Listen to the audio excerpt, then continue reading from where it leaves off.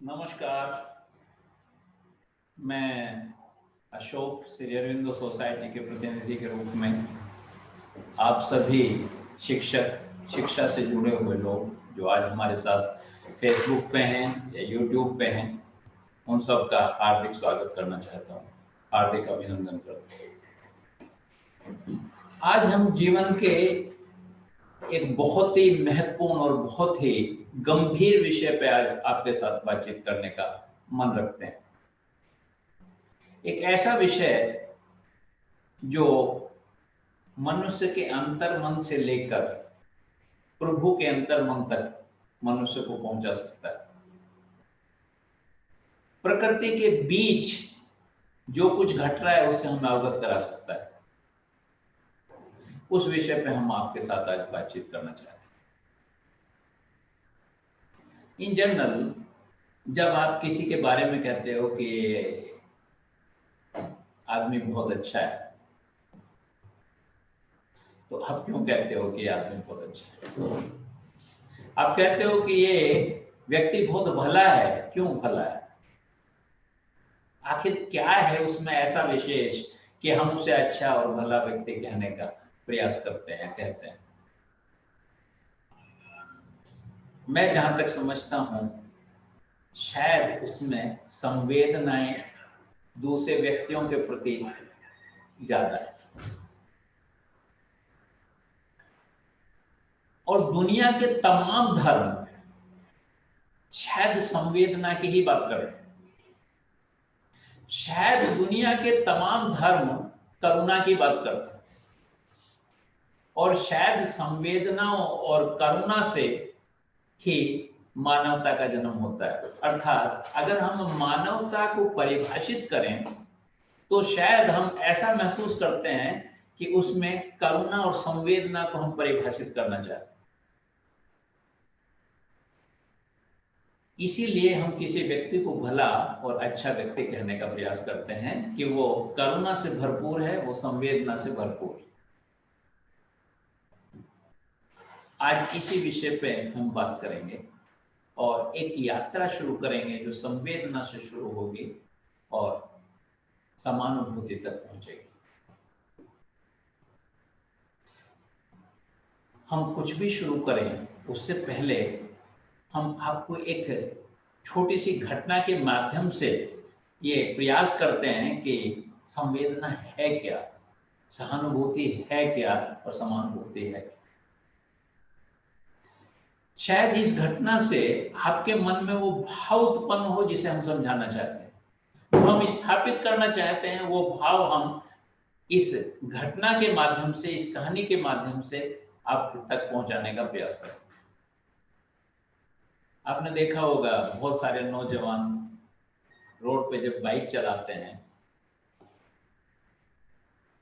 उम्र के हिसाब से उनकी स्पीड होती है और उम्र के हिसाब से उनका हीरोइज्म मुझे लगता है। 16-17 साल का बच्चा है तो वो जिग जैक मोशन में भी चलाता है, कभी अगले पहिया उठा देता है तो कभी कुछ करता है। लेकिन ये 70 साल या 80 साल के वृद्ध व्यक्ति से उम्मीद नहीं रखी जा सकती। तो उम्र के साथ साथ भाव भी बदलते हैं, एक्टिविटी भी बदलती है। अब एक नौजवान सड़क पे जा रहा है और उसका एक्सीडेंट हो गया, बाइक फिसल गई, सड़क के किनारे जाके गिर पड़ा, लहूलुहान। बाइक कहीं पड़ी है, बाइक कहीं पड़ी है, उसका पहिया घूम रहा है और नौजवान कहीं पड़ा है और लहूलुहान पड़ा है सड़क के किनारे। बहुत सारे लोग सड़क से गुजरते, बहुत सारे लोग जब सड़क से गुजरते हैं तो कुछ लोग ऐसे होते हैं जो तुरंत देखते हैं कि कोई नौजवान पड़ा है, घायल अवस्था में पड़ा है, तो कुछ सेकंड्स के लिए वो अपने व्हीकल को रोकते हैं। और जब अपने व्हीकल को रोकते हैं फिर पता नहीं क्या सोचते हैं कि एक आध मिनट हो सकता है वो रुके हों, कुछ सेकंड्स रुके हों, लेकिन फिर वो आगे बढ़ जाते हैं।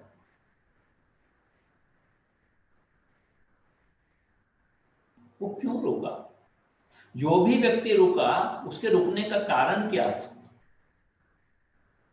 उसके रुकने का ये कारण था कि उसके मन में कहीं ना कहीं ये भाव उठा कि नौजवान घायल अवस्था में पड़ा है, उसकी बाइक पड़ी है, कितना बुरा हुआ, ऐसा नहीं होना चाहिए था। देखो कितना घायल हो गया, ब्लड निकल रहा है। ये भावना उसके अंदर उत्पन्न हुई, उसके हृदय में कुछ ऐसी भावनाएं पैदा हुई जो विवश हो गया वहां रुकने के लिए। लेकिन जैसे ही वो रुका वैसे ही उसकी मस्तिष्क ने काम करना शुरू किया, और मस्तिष्क वो काम करता है जो हमें सिखाया गया है। जिस तरह हमारी परवरिश हुई है, जिस तरह से हमारी शिक्षा हुई है, मस्तिष्क वो तुला लेके बैठा हुआ है, एक तराजू लेके बैठा हुआ है जिसमें लाभ और हानि को तोल के निर्णय करता है और व्यवहार करता है। जैसे ही वो रुका तो उसका मस्तिष्क ने काम करना शुरू किया। उसने कहा यार 15 मिनट है ऑफिस पहुंचने में, 10 बजे ऑफिस पहुंचना है, लेट हो गया तो बॉस फिर चिल्लाता है तुम लेट आते हो डेली, और बहुत सारी बातें, मुझे क्या लेना देना है, ये नवयुवक ऐसे ही हैं, तेज चलाते हैं, जिग जैग मोशन में चलाते हैं, और हेलमेट नहीं पहनते हैं। नेगेटिविटी शुरू हो गई। वो सारी चीजें जो आपको जो निर्णय करना था कि मुझे 10 बजे ऑफिस पहुंचना है, उसके लिए जो सपोर्ट चाहिए वो मस्तिष्क आपको सपोर्ट करने लगता है। वो तमाम चीजें मस्तिष्क सपोर्ट करने लगता है जो आप चाहते हैं। आप चाहते क्या थे? चाहते थे टाइम से ऑफिस पहुंचना, तो फिर रुके क्यों थे? रुके इसलिए थे कि तब तक मस्तिष्क ने काम करना शुरू नहीं किया था, हृदय ने काम करना शुरू किया।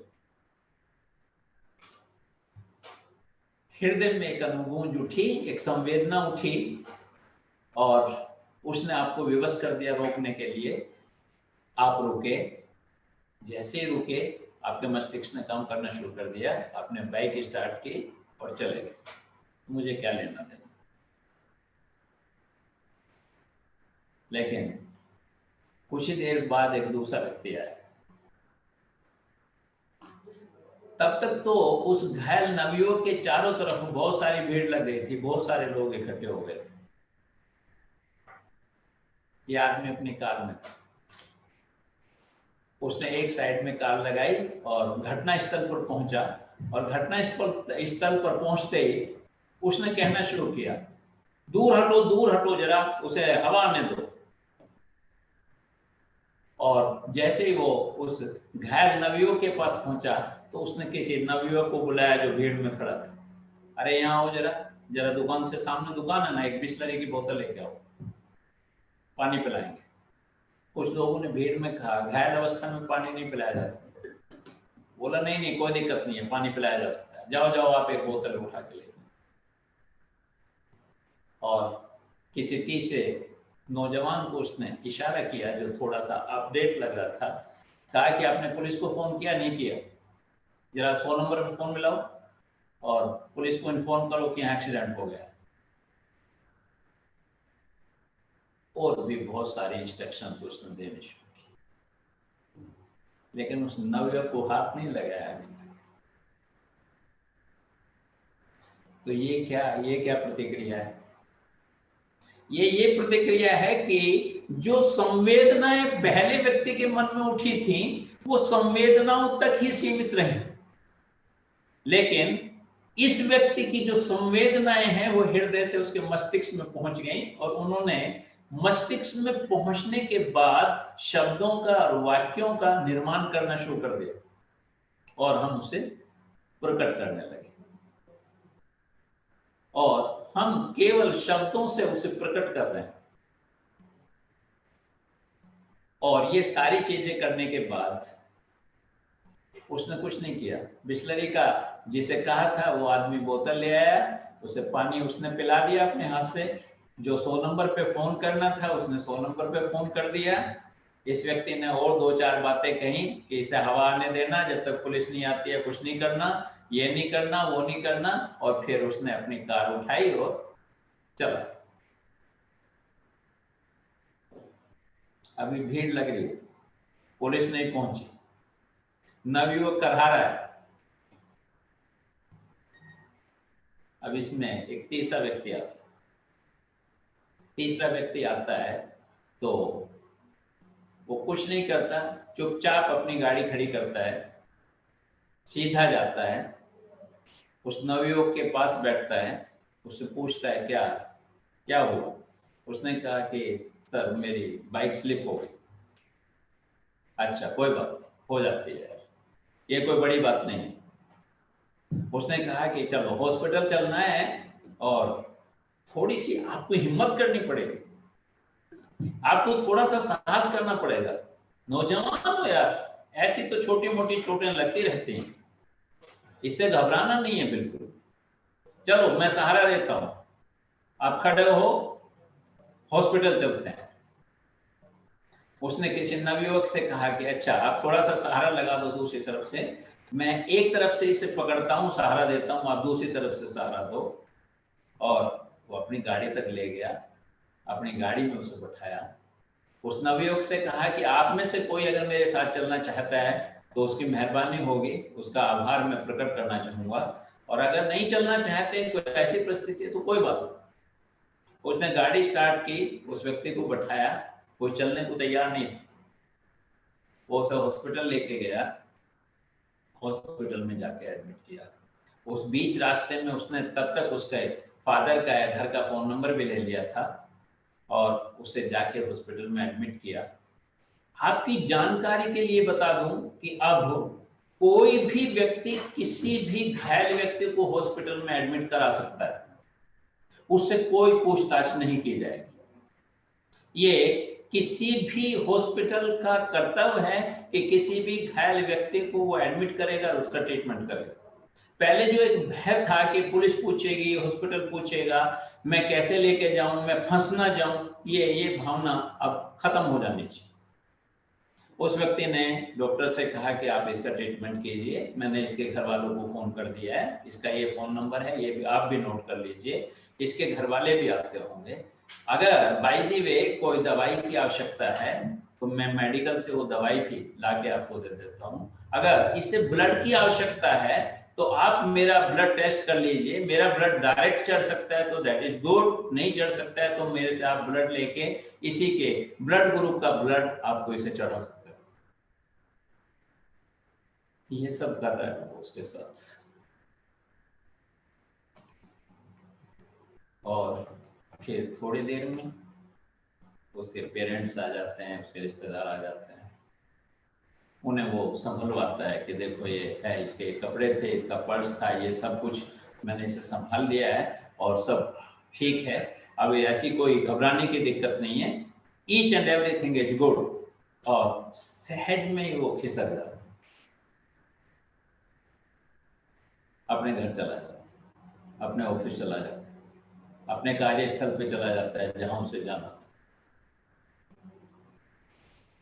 3 तरह के व्यक्ति वहां आए और तीनों व्यक्तियों का व्यवहार अलग अलग था। हम तीनों व्यक्तियों का जो व्यवहार था उसके आधार पर मनुष्य के व्यवहार को डिफाइन करते, हम उसका वर्गीकरण करते। पहला जो व्यक्ति था उसके मन में, उसके हृदय में केवल और केवल भावनाएं उठी, वो भावनाएं दुर्भावना में नहीं थी, संवेदना में थी, और उसी संवेदना के कारण वो व्यक्ति वहां रुका।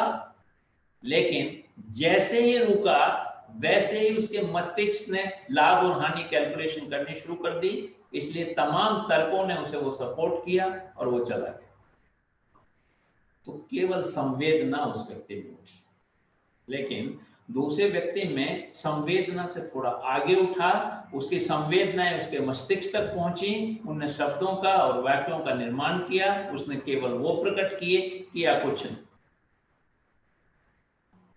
लेकिन तीसरे व्यक्ति ने संवेदनाओं को मस्तिष्क तक तो ले गया, शब्द भी ढूंढ लिए, वाक्य भी ढूंढ लिए, लेकिन उसे कार्य रूप भी दिया।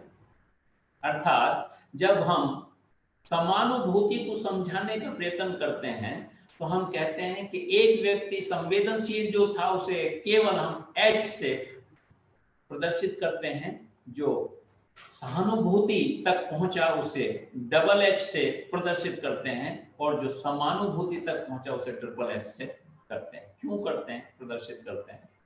क्योंकि पहले व्यक्ति ने केवल हार्ट से जो निकला उसे ही सोचा, उसे ही किया, लेकिन दूसरे व्यक्ति ने हार्ट से निकला हुआ जो हेड में पहुंचा और उससे जो शब्द निकले उन्हें भी प्रकट किए, यानी कि डबल एच का उसने प्रयोग किया। लेकिन तीसरे व्यक्ति ने हाथ का भी प्रयोग किया, हैंड्स का भी प्रयोग किया, अर्थात संवेदनशील तो वो व्यक्ति था ही, उसने मस्तिष्क का भी प्रयोग किया और हाथ का भी प्रयोग किया।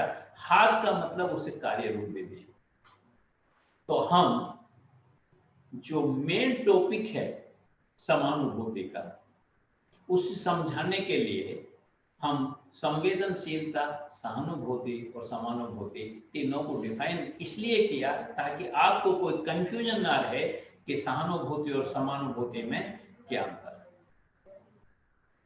ये एक दुर्घटना की एक वर्णन करते हुए हमने कोशिश की कि आपके मन में एक बात अंकित हो जाए कि संवेदना क्या है, सहानुभूति क्या है और समानुभूति, और उसमें क्या है। अगर इसी विषय को समझाने के लिए एक दूसरी घटना का भी निश्चित रूप से जिक्र करना चाहता हूं।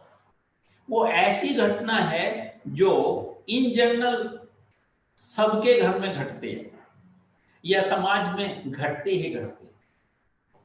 उससे भी हम बहुत अच्छे से समझ पाएंगे कि कौन व्यक्ति संवेदनशील है, कौन व्यक्ति सहानुभूति की बात करता है और कौन व्यक्ति समानुभूति की बात।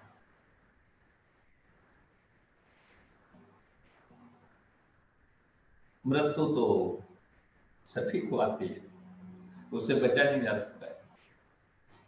वृद्ध अवस्था के बाद एक दिन उसे वर्ण करना ही पड़ता है, स्वीकार करना ही पड़ता है। एक नवयुवक के फादर की डेथ हो गई, कॉलोनी में रहता, कॉलोनी में रहता तो पता चला कि उनके फादर की डेथ हो गई है, तो भीड़ इकट्ठी होनी शुरू हो गई। मैं कोरोना की बात नहीं कर, कोरोना में तो 2-2, 4-4 गज दूरी पर लोग इकट्ठे होते हैं, एक दूसरे से भी डिस्टेंस रखते हैं। जब कोरोना नहीं था मैं तब की बात कर रहा हूं। भीड़ इकट्ठी हो गई, लोग आगे खड़े हो गए।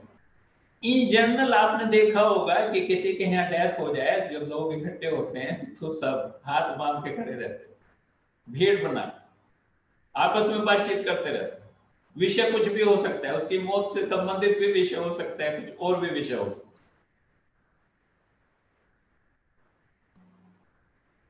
उनमें भी वो व्यक्ति थे जो हाथ बांधे खड़े थे, जिनका मैं अभी आपके साथ जिक्र कर रहा था। लेकिन इसी बीच एक लंबा सा कुर्ता पहने व्यक्ति आते हैं और कहते हैं, अरे अरे क्या आपके फादर की डेथ हो गई? तो बड़े अच्छे मित्र थे हमारे, बड़े सज्जन व्यक्ति थे, बड़े कोऑपरेटिव थे, सबका ध्यान रखते थे। दुनिया भर के प्रशंसा उन्होंने शुरू की।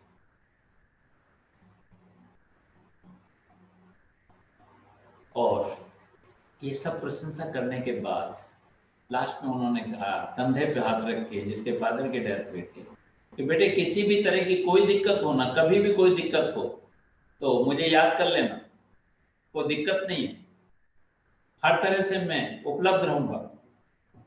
लेकिन आज मेरे पास वक्त नहीं है, कहीं मीटिंग थी उसमें जाना था, तो मुझे पता चला कि आपके फादर की डेथ हो गई है, तो मैंने सोचा थोड़ी सी तो उपस्थिति कर दे दो, लेकिन मैं ज्यादा रुक नहीं पाऊंगा।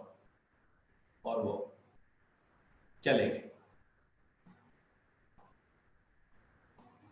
थोड़ी देर में एक उनके मित्र आए और मित्र ने ना चुपचाप खड़े रहने की बात थी, ना कुछ कहने की बात थी। वो सब उस कार्य में लग गए जो किसी भी मृतक व्यक्ति को दाह संस्कार तक पहुंचाने का कार्य होता है। जो भी कफन की बात थी, जो भी लकड़ी की बात थी, जो भी सामग्री की बात थी, जो भी जो चाहिए वो सब संसाधन जुटाने शुरू किए, चुपचाप। कोई कुछ कहना नहीं है, कुछ कोई प्रकट नहीं करना है, सब आके उन्होंने काम शुरू किया। धीरे धीरे उन्होंने पंडित जी को भी बुला लिया और सब जो भी साधन उपलब्ध होने चाहिए किसी दाह संस्कार के लिए वो सब साधन उपलब्ध करा दिए, चुपचाप। खर्चा भी सब अपनी जेब से करते। जब मृतक शरीर को उठाने की बात आई तो अर्थी में पहला कंधा भी उसी नवयुवक ने, उसी मित्र ने दिया जो ये सारे अरेंजमेंट कर रहा था। जो चुपचाप खड़े थे कोने में वो आज भी चुपचाप खड़े, वो अभी भी चुपचाप खड़े। और सच बात ये थी कि अर्थी के जब 4 लोग पूरे हो गए, कुछ भाई थे उनके, कुछ रिश्तेदार थे, वो मित्र थे, वो बेटा था, 4 कदम चलने के बाद वो तमाम जो लोग वहां हाथ बांधे खड़े थे वो धीरे से अपना खिसक लिए। शमशान तक जाने की भी जरूरत उन्होंने नहीं समझी।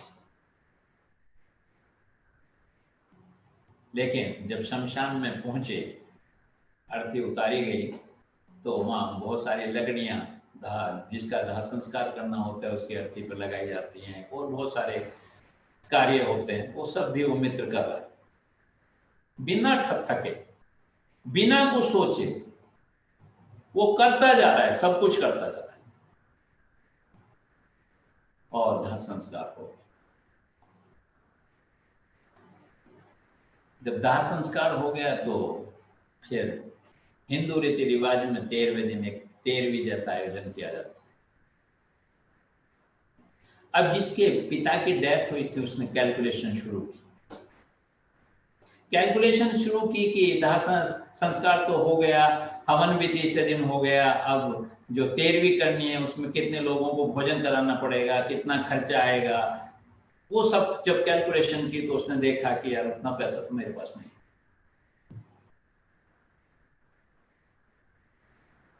उसने सोचा यार एक में मित्र था, इसने दाह संस्कार जब हुआ उसमें भी पैसा खर्च किया, बहुत सारा पैसा इसका खर्च हो गया, सहयोग तो दिया ही, किससे मैं पैसे मांगू, मैं किससे पैसे मांगू कि मेरे फादर की जो है 13वीं ठीक से हो जाए। तो अचानक उसे ध्यान आया कि उस दिन, जिस दिन मेरे फादर की डेथ हुई थी, उस दिन एक व्यक्ति आए थे जो कह रहे थे कि आपके फादर मेरे बड़े अच्छे मित्र थे, बहुत भले व्यक्ति थे, और कभी भी कुछ भी कोई दिक्कत हो तो आप मेरे से संपर्क करना।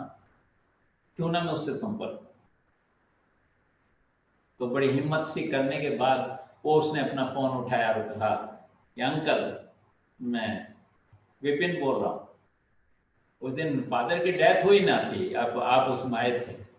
बोले हाँ हाँ अवश्य आए थे, सब ठीक हो गया? हाँ ठीक हो गया सर, एक थोड़ी सी रिक्वेस्ट थी। हाँ हाँ बोलिए क्या रिक्वेस्ट थी? सर रिक्वेस्ट ये थी कि मुझे कुछ पैसों की आवश्यकता है, फादर की 13वीं करनी है तो मुझे कुछ पैसों की आवश्यकता है। उस दिन आप कह रहे थे ना कि कोई दिक्कत हो तो मेरे से मिल लेना, निश्चित रूप से आपकी हेल्प हो।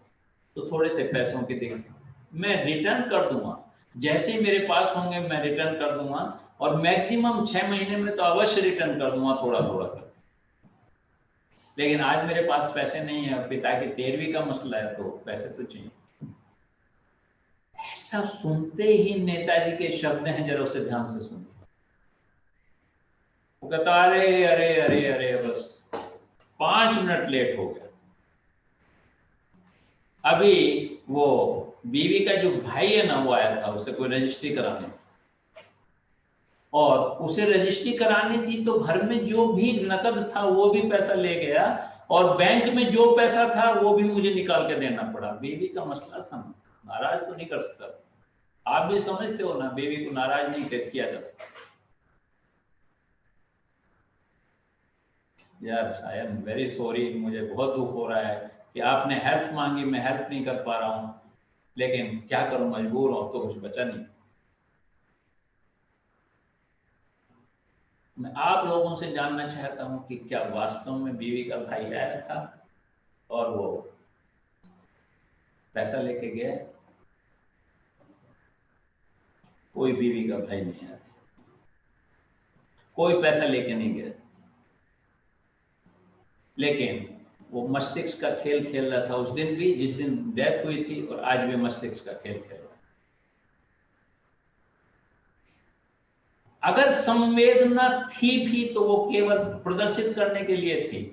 जो संपूर्ण संवेदना व्यक्ति में होना चाहिए, जो सारे धर्म जिसे डिफाइन करते हैं, जो करुणा होना चाहिए, वो उस दिन भी नहीं थी और आज भी नहीं। फिर उन सारे शब्दों को कहने की आवश्यकता क्या थी कि तुम्हारे पिता मेरे मित्र थे, भले थे, अच्छे थे, कभी भी अगर तुम्हें कोई आवश्यकता पड़े तो निसंकोच चले आना। सब कुछ केवल और केवल नेताजी वहां जितनी भीड़ थी उसमें अपने को एस्टेब्लिश करने का प्रयास कर रहे थे, उसे कोई हेल्प करने का प्रयास नहीं कर रहे थे, वो अपने को स्थापित करने का प्रयास कर रहे थे। और जो वो लोग थे, शायद वो लोग उस नेताजी से तो अच्छे थे, जो कम से कम संवेदना के आधार पर हाथ बांधे खड़े तो थे। बेशक वो कुछ नहीं कर रहे, लेकिन कुछ कह भी नहीं रहे थे, कुछ मैनिपुलेट नहीं कर रहे थे चीजें। तो वो लोग वो थे जिनमें थोड़ी बहुत संवेदना थी, जो हाथ बांधे खड़े थे। नेताजी सहानुभूति का नाटक कर रहे थे और केवल एक ही मित्र था जो समानुभूति में प्रवेश कर गया था। जैसे ये फोन पे बातचीत हो रही, वो मित्र ने प्रवेश किया, उसने पूछा क्या हुआ? बोले कुछ नहीं हुआ यार, वैसे थोड़ा पैसे की आवश्यकता थी, और पैसे की आवश्यकता थी तो मैंने सोचा उस दिन वो व्यक्ति आए थे, वो बहुत कह रहे थे कि कोई दिक्कत हो तो मुझे बताना, तो मैंने सोचा उनसे थोड़ा पैसा ले लूँ, 13वीं हो जाएगी ठीक से, मैं पैसा रिटर्न कर दूँ। तो उस मित्र ने कंधे पे हाथ रख के कहा, क्यों घबराता है, हो जाएगा ना। बोले यार आपका तो वैसे ही उस दिन पैसा इतना खर्च हो गया, आपने वापस नहीं लिया वो पैसा। बोले सब वापस ले लूंगा, कोई दिक्कत नहीं है, ये तो सबके साथ घटित होता है, आप क्यों चिंता करते हो, 13वीं भी होगी, अच्छे से होगी, सब ठीक होगा। और 13वीं भी हो गई मित्र के सहयोग से। मैं इस घटना से, जो वास्तविक घटना है जो समाज में घटती है, इन जनरल घटती है, उस घटना से ये बताना चाहता था कि समाज में किस तरह के 3 लोग होते हैं और वो किस तरह से कार्य करते हैं। तो मैं अगर कहूं कि समानुभूति एक ऐसा गुण है जो दूसरों की मनोस्थिति को तो समझता ही है, लेकिन उसे हृदय से महसूस भी करता है, और जैसे ही वो महसूस करता है फिर उसे स्वीकार भी करता है, और स्वीकार करने के बाद फिर वो ऐसा कार्य करता है, ऐसी एक्टिविटी करता है, ऐसा कर्म करता है, ऐसा व्यवहार करता है ताकि दूसरे के लिए वो उपयोगी बन सके, दूसरे के लिए उपयोगी सिद्ध हो सके। ये समानुभूति की परिभाषा है।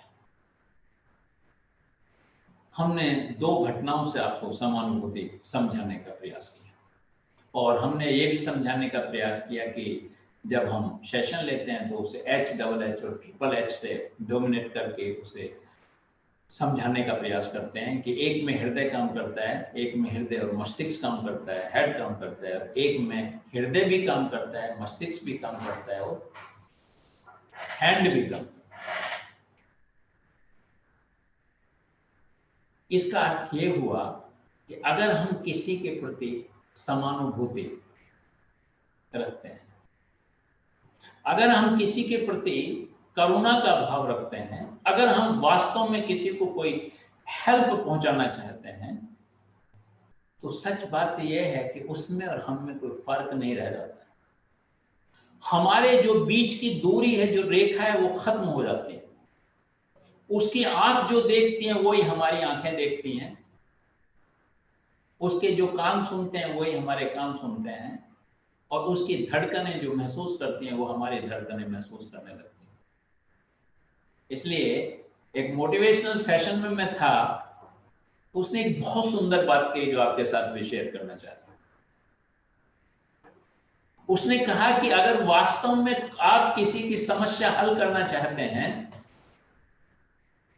तो पहले समस्या में जो अंतर है ना, आपकी और उसकी, उसमें जो अंतर है उसे खत्म कर दीजिए। उसने कहा कि आप इस भाव के साथ उस समस्या का हल निकालें कि मेरी समस्या है और वो तभी संभव है जब उसकी समस्या और आपकी समस्या में अंतर खत्म हो जाए। और जब इस भाव के साथ और उसका सॉल्यूशन निकालना शुरू करते हैं कि ये मेरी समस्या है, मुझे हल करनी है, तो निश्चित रूप से समानुभूति, इंपैथी का जन्म हो जाता है।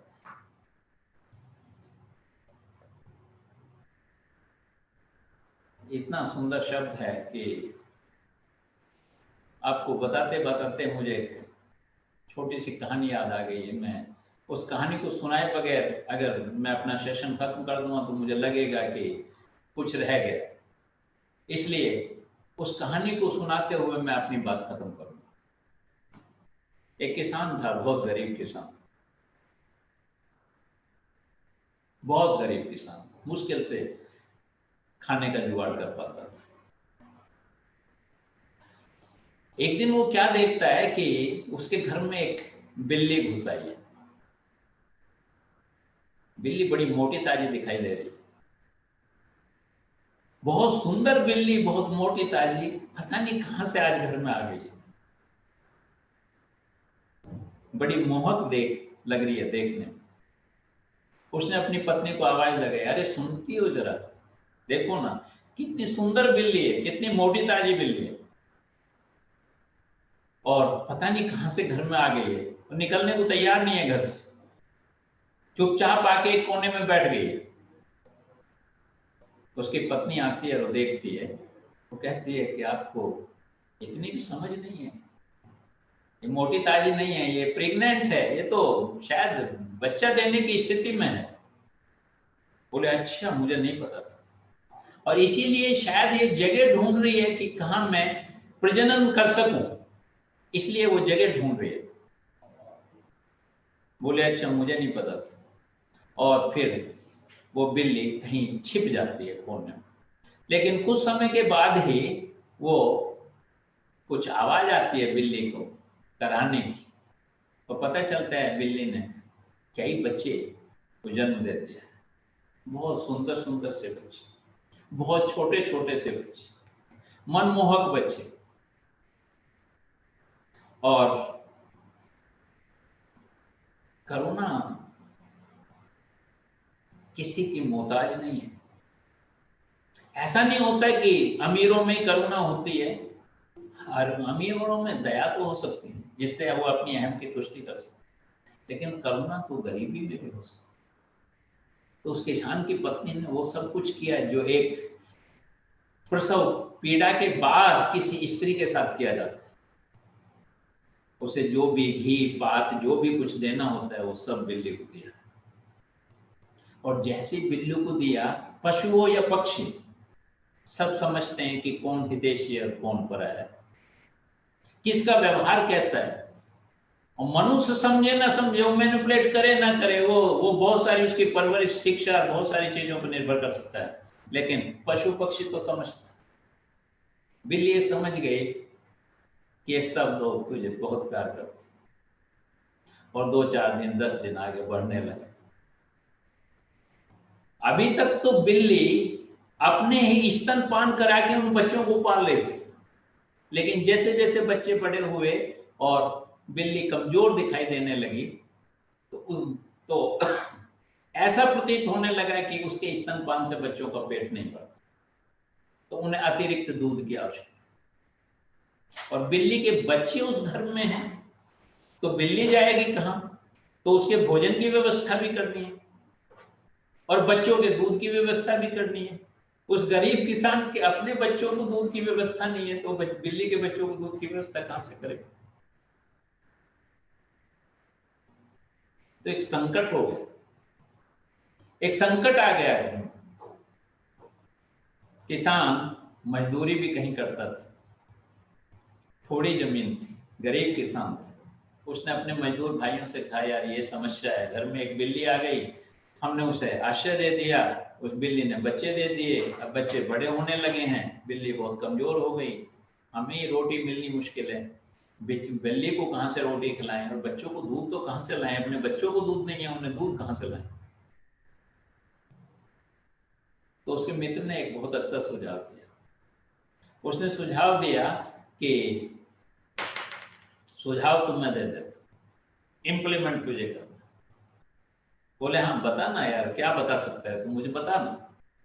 उसने कहा कि यार आजकल बहुत सारे लोग बिल्ली के बच्चे पालते हैं और वो बिल्ली के बच्चे खरीद लेते हैं। तो अपने घर के बाहर एक इत्तेहार लगा दे, उस पर लिख दे कि बिल्ली के बच्चे बिकाऊ। कुछ लोग आएंगे, बिल्ली के बच्चे खरीद के ले जाएंगे। अब बिल्ली का जो मोह है वो तो तभी तक रहता है जब तक बच्चा थोड़ा सा सबल ना हो जाए।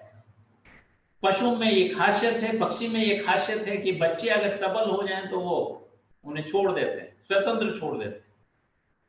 तो बिल्ली को इतना कष्ट नहीं होगा। हाँ, उस बच्चे का जीवन अच्छा हो जाएगा। अगर कोई भी परिवार बिल्ली के बच्चे को ले जाएगा तो उसे खाना खिलाएगा, दूध पिलाएगा, अच्छे से पालेगा, बिल्ली के बच्चे भी पल जाएंगे, उनका स्वास्थ्य भी ठीक रहेगा और बिल्ली भी मुक्त हो जाएगी। वो कहीं दूसरे घरों में जाके भी खाना खा सकती है। आप बिल्ली के लिए तो 2 रोटी दे ही सकते हैं, तो तेरी समस्या हल। किसान ने कहा यार ये तो बात अच्छी है, अगर ये सब कुछ इंप्लीमेंट हो गया तो दैट इज गुड। वो आया और तुरंत उसने एक पेपर लिया और पेपर पे लिखा कि बिल्ली के बच्चे बिकाऊ हैं और अपने घर के बाहर चिपका दिया। उसके घर के सामने से कुछ स्कूल के बच्चे जाते थे,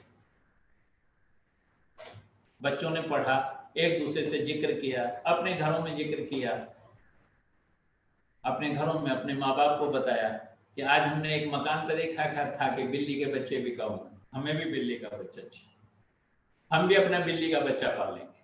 पूरे मोहल्ले में एक बहस शुरू हो गई बच्चों में कि हम बिल्ली का बच्चा पालेंगे, देखो उस घर में बिल्ली के बच्चे बिकाऊ। और एक दिन छुट्टी के बाद एक बच्चा किसान के घर पहुंचा और उसके हाथ में कुछ पैसे थे। उसने जाके किसान से पूछा, अंकल अंकल आपके यहाँ बिल्ली के बच्चे हैं? उसने कहा हाँ बेटा हैं। हाँ बिल्ली का बच्चा बेचोगे? हाँ हाँ बेचेंगे, लिखा है ना बाहर कि बिल्ली के बच्चे बिकाऊ हैं, तो बेचेंगे, बच्चा बेचेंगे। कितने का है? केवल 15 रुपए। अच्छा 15 रुपए। देखो मैं अपनी गुल्लक लेके आया और इसमें जितने भी पैसे हैं वो सब पैसे दे दो, लेकिन मुझे एक बिल्ली का बच्चा दे दो। किसान ने कहा अच्छा तोड़ो गुल्लक को। उसने गुल्लक तोड़ी, पैसे सब गिने गए, छोटे छोटे पैसे थे। बहुत मुश्किल से उस बच्चे ने संचय किया होगा, सब गिन के पता चला तो केवल 11 ही रुपए थे। उसने कहा बेटा ये तो केवल 11 ही रुपए हैं। बोले हाँ अंकल मैं पक्का 4 रुपए आपके दे दूंगा, लेकिन अभी मेरे पे 11 रुपए हैं, अभी 11 रुपए में ही मुझे बच्चा दे दो आप।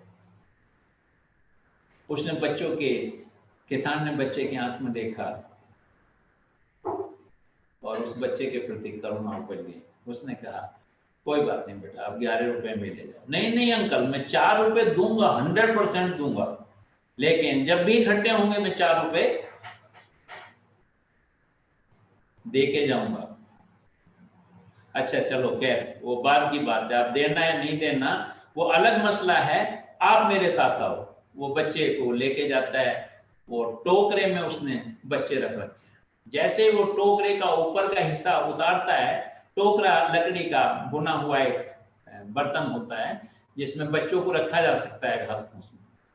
तो वैसे ही जो 3-4 बच्चे थे वो सब बाहर निकल के आए, लेकिन और बाहर आके वो फर्श पे घूमने लगे। किसान ने कहा कि देखो कितने सुंदर बच्चे हैं, इनमें से कोई एक बच्चा छांट लो आप। लेकिन उस बच्चे ने पूछा कि इसमें से एक बच्चा नहीं निकला है, और सारे बच्चे तो बाहर निकल गए, कि एक बच्चा जो नहीं निकला है ये क्यों नहीं निकला अंकल? उसने कहा छोड़ो ना ये क्यों नहीं निकला, तुम देखो ना ये बाहर के हैं, जो देखो काला है, ये नीला है, ये पीला है, ये अच्छा है, ये धारीदार है, इनमें से अच्छे से कोई भी एक छांट लो ना बच्चा। तुम्हें एक बच्चा ही तो चाहिए, तुम्हें उससे क्या लेना देना है निकला नहीं। नहीं नहीं अंकल मैं पूछ रहा हूं केवल कि ये क्यों नहीं निकला। उसने कहा बेटा इसके पैर में कुछ दिक्कत है, इसे थोड़ा सा दिक्कत है, शुरू से ही जन्म से ही कोई दिक्कत है जो उसकी वजह से ये बाहर नहीं निकल पाता है। बाकी तुम इसके पैर में दिक्कत है, उसे छोड़िए ना, उसे हम रख लेंगे अपने पास। तुम जो है इन जो अच्छे बच्चे हैं इनमें से छांट लो एक बच्चा कोई। बच्चे ने कुछ क्षण सोचा और फिर कहा कि अंकल मुझे तो यही बच्चा चाहिए। किसान के मन में दुविधा शुरू हो गई। उन्होंने कहा, किसान ने सोचा कि शायद इस बच्चे के पास 15 रुपए के बजाय 11 रुपए हैं, इसलिए ये समझौता करना चाहता है। किसान ने सोचा कि अगर मैं इस बच्चे को इसे दे भी दूं और जब ये घर लेके जाएगा और पता चलेगा कि इसके पैर में कुछ प्रॉब्लम है, तो इसके घर वाले कहेंगे मेरा बच्चा लूट लिया, मेरे से पैसे भी ले लिए मेरे बच्चे से और एक अपंग बच्चा उसे सौंप दिया। बहुत सारे भाव किसान के मन में शुरू हो गए और जैसे जैसे भाव उठते थे वैसे वैसे किसान उसे समझाने का प्रयास करता था। लेकिन बच्चा तो बच्चा है, बच्चा जिद पर अड़ गया। आप जानते हैं कि 3 जिद बहुत महत्वपूर्ण मानी जाती है। 3 हट सबसे महत्वपूर्ण मानी जाती है, राजहट, क्रियाहट और बाल हट। तो बाल हट अपनी बाल हट पर अड़ गया, मुझे तो बच्चा यही चाहिए। किसान ने उसे बहुत समझाने की कोशिश की लेकिन बच्चा नहीं माना। उसने कहा मुझे तो यही बच्चा चाहिए। किसान आखिर में हार गया, मजबूर हो गया। उसने कहा बेटा अच्छा, आपकी ऐसी इच्छा है तो आप इसी बच्चे को ले जाओ, मैं क्या कर सकता हूं, मैं तो आपको ऑफर दे रहा हूं कि सारे बच्चे अच्छे हैं, इनमें से कोई बच्चा ले लो। लेकिन उस बच्चे ने उस बिल्ली के बच्चे को टोकरे से उठाया, अपने गले से कंधे पे से लगाया और जाने लगा।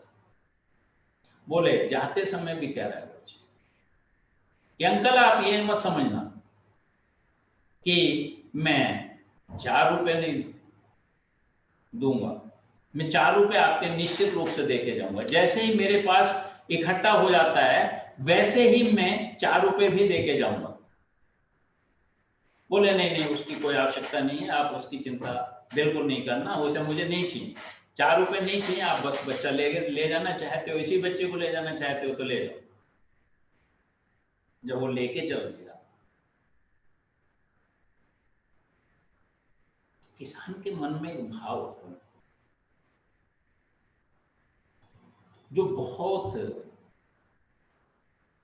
देर से किसान परेशान था, उसके मन में जो भाव उठ रहे थे कि आखिर ये बच्चा अच्छे बच्चे छोड़ के इस बच्चे को ही क्यों लेके जाना चाहता है, इसका रूप रंग भी बहुत सुंदर नहीं है, इसका पैर भी गड़बड़ है, क्यों क्यों इसे लेके जाना चाहता।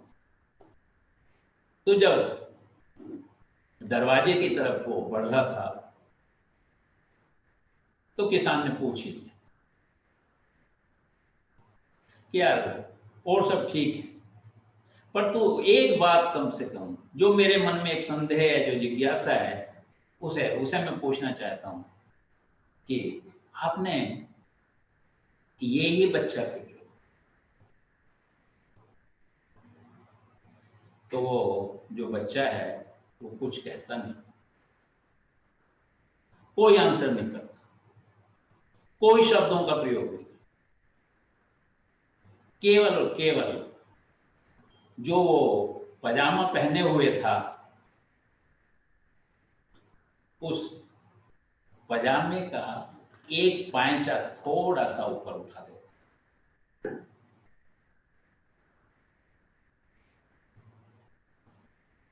और शायद किसान को जो उसके मन में बहुत ऊहा बहुत था, जो उसके मन में बहुत जिज्ञासा थी, जो उसके मन में बहुत सारे सवाल थे, उन सब का जवाब किसान को मिल जाता और बच्चा उस बिल्ली के बच्चे को लेके घर से बाहर चला जाता।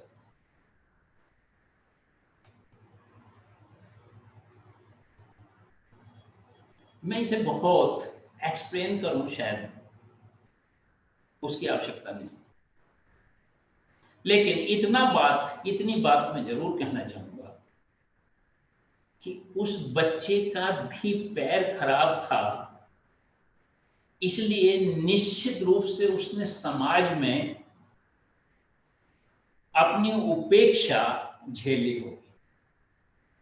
उसने निश्चित रूप से वो तमाम परिस्थितियों से वो गुजरा होगा, जब बच्चे कहते होंगे कि तू कबड्डी नहीं खेल सकता है, तू हमारे साथ नहीं खेल सकता है, तू हमारे साथ दौड़ नहीं सकता है। बहुत जगह उसने अपने साथ समझौता किया होगा, बहुत सारी उपेक्षाओं का शिकार हुआ होगा, वो सब उसने झेला था। इसलिए ये भाव उसके मन में उत्पन्न हुआ कि इस बच्चे के साथ भी ऐसा ही होगा। सब लोग अच्छे बच्चों को खरीद के ले जाएंगे, इस बच्चे को कोई नहीं खरीदेगा। इसे भी जीवन भर उसी उपेक्षा का शिकार होना पड़ेगा जिस उपेक्षा का शिकार मैं हूं।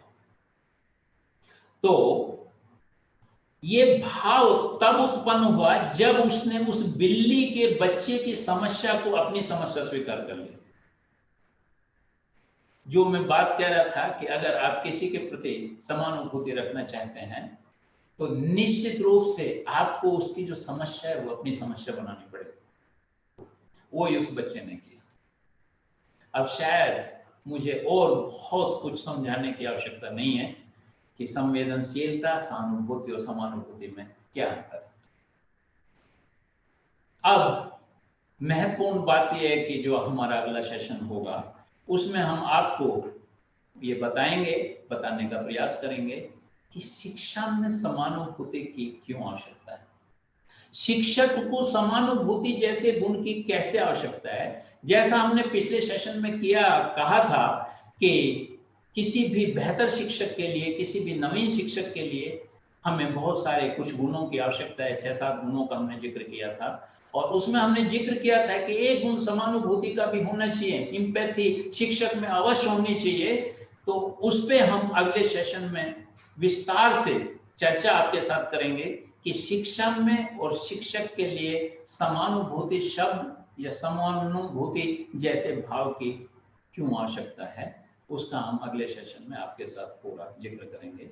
आज के इस सेशन में, एक भावनात्मक सेशन में, आपके मन में निश्चित रूप से कुछ सवाल उठे होंगे। उन सवालों का जवाब मैं देने का प्रयास करूंगा, आपको संतुष्ट करने का प्रयास करूंगा। जिसके मन में जो भी क्वेश्चन है वो निश्चित रूप से मेरे से पूछ सकता है। धन्यवाद।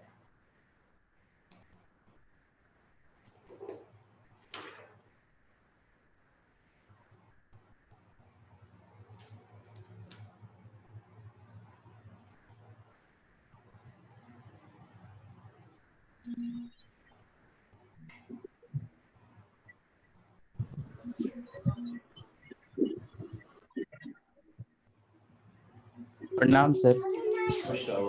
सर मेरा क्वेश्चन था, जब आपने सेशन स्टार्ट किया था तो मेरे दिमाग में एक क्वेश्चन चल रहा था कि मैं वो क्वेश्चन करूं आपसे।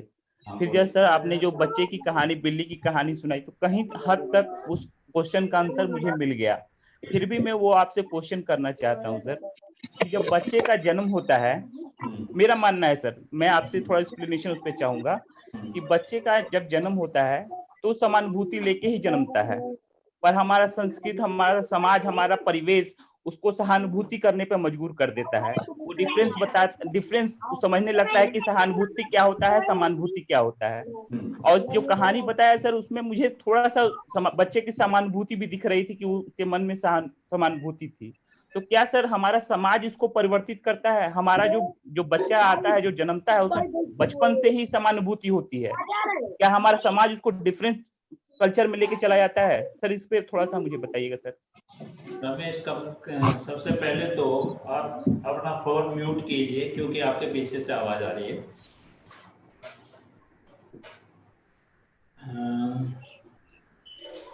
आपका क्वेश्चन है कि बच्चे में जन्मजात समानुभूति होती है। मेरा आंसर है कि बच्चे में जन्मजात संवेदनाएं होती हैं। और एक सेशन है हमारा अनुगूंज, उस अनुगूंज में एक मोटी सी बात हम बताते हैं, वो मैं आपको जरूर बता देना चाहता हूं कि जब कुछ भी घटता है तो विद इन 30 सेकेंड्स हमारे मन में जो भाव उठते हैं वो हमारी आत्मा के भाव हैं। वो एक्चुअल में जो एक मनुष्य में जो कुछ वो लेके आया है, जो उसके मानवीय मूल्य के उसके आधार पे जो भाव उठता है उसे अनुगूंज कहते हैं, यानी कि उसे संवेदना कहते हैं। हाँ, जो आपने कहा वही मैंने कहा था। मैंने कहा था कि हमारी परवरिश, हमारी शिक्षा, हमारा वातावरण, वो सब हमें मस्तिष्क से जीना सिखाता है। और मस्तिष्क से जब हम जीना सीख लेते हैं या सीखने का प्रयास करते हैं तो हमारी जो संवेदनाएं हैं, जो हमारी मानवता है, जो हमारी करुणा है, वो चालाकी में बदल जाती है। चालाकी में बदल जाती है तो सहानुभूति में बदल जाती है। सहानुभूति केवल शब्दों का जाल है, इसके अलावा कुछ नहीं। जैसे मैंने 2-3 घटनाएं सुना के और कहानी सुना के ये सब कुछ प्रकट करने का प्रयास किया है कि सहानुभूति केवल और केवल शब्दों का जाल है, इसके अलावा कुछ नहीं है। हम किसी व्यक्ति के लिए कुछ करना नहीं चाहते, हम किसी व्यक्ति के लिए कुछ करते नहीं है, लेकिन हम केवल और केवल शब्दों के जाल बुन के उसे ये प्रकट करना चाहते हैं कि मैं तेरा बहुत बड़ा हितैषी। इस सब की आवश्यकता नहीं है। अगर आप, मैं जो दाह संस्कार वाली घटना सुना रहा था उसमें वो लोग ज्यादा बेहतर हैं जो हाथ बांधे चुपचाप खड़े हैं, केवल संवेदना प्रकट करना आए हैं, उन्हें शब्दों की आवश्यकता नहीं है, वो करके चले गए। वो ज्यादा बेहतर है उन लोगों से जो शब्दों का जाल तो बुनते हैं लेकिन उन्हें पूरे नहीं करते। शब्दों के जाल की जरूरत ही नहीं। इसलिए जो आपका क्वेश्चन है कि मानवीय मूल्यों के साथ बच्चा पैदा होता है, उसमें संवेदनाएं होती हैं, लेकिन समानुभूति तो एक प्रक्रिया है, वो डेवलप की जाती है। हमें उसे बताया जाता है कि जो आपकी संवेदनाएं हैं बच्चे की, उसे आप अपने मस्तिष्क के आधार पे उसे और बेहतर कैसे कर सकते हैं, उस पर आप कार्य कीजिए और उसे कार्य रूप दीजिए। अगर आप उसे कार्य रूप देते हैं तो समानुभूति में कन्वर्ट हो जाएगा, अगर कार्य रूप नहीं देते हैं समानुभूति में कन्वर्ट नहीं होगा, वो केवल सहानुभूति में ही केवल वो रहेगा, इसके अलावा और कुछ नहीं। Thank you sir. और किसी का कोई क्वेश्चन हो तो निश्चित रूप से पूछ सकते हो।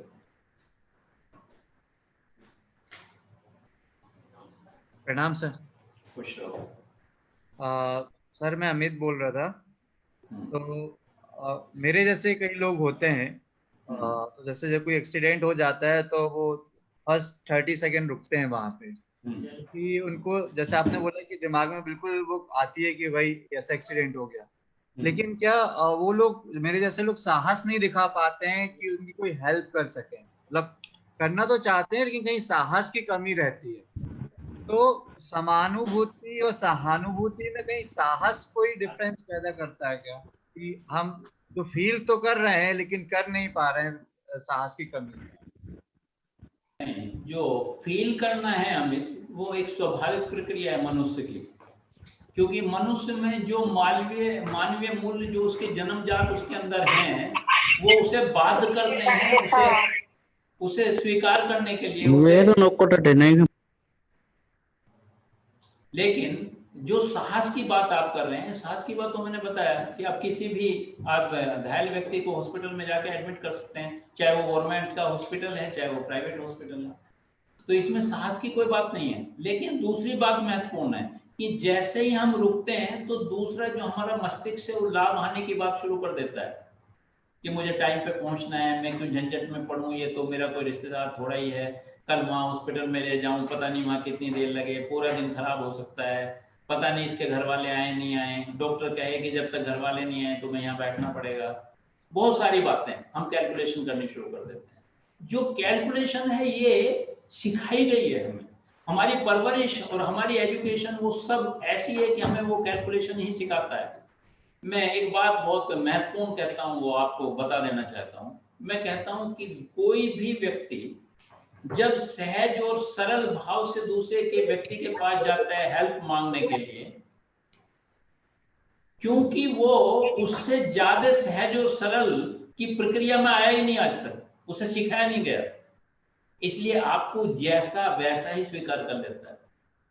आप जैसे उससे डिमांड करते हैं, जो भी बात करते हैं, उसे उससे स्वीकार करना ही पड़ता है, क्योंकि आपसे ज्यादा सहज और सरल बढ़ने की प्रक्रिया उसे नहीं सिखाई गई, वो तैयार नहीं था मानसिक रूप से। लेकिन जब आप चालाक बन के जाते हैं तो उसे सिखाया ये गया ना आज तक कि आप चालाक जितने बनेंगे मैं आपसे ज्यादा चालाक बनूंगा, तो वो आपको चालाकी से काट देता है। इसलिए अगर सहज भाव तो हमारा नेचुरल भाव है, जो चालाकी है वो हमें सिखाई गई है। इसलिए संवेदनशीलता तो जन्मजात गुण है हमारा, वो हमें मिला है, लेकिन हमने उसे अपने जो वातावरण है उसने दूषित कर दिया है। हम उसे सहानुभूति में, शब्दों के जाल में उसे फंसाना चाहते हैं। इसलिए ये नहीं कहा जा सकता कि समानुभूति जन्म से, नहीं, समानुभूति जन्म से नहीं है। समानुभूति एक ऐसा टॉपिक है जिसे हम सिखा सकते हैं, जिसे हम एजुकेशन में डाल सकते हैं, जिसमें हम शिक्षक को बता सकते हैं कि आप में क्यों होनी चाहिए। इसलिए हमने ये टॉपिक लिया है जिसमें हम उसे बढ़ोतरी कर सकते हैं, उसकी उसे बेहतर कर सकते हैं।